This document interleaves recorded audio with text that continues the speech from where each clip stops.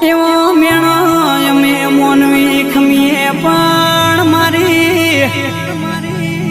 મઢમાં બેઠેલી માતના ખમ્યો ન જાય છે એ દાડે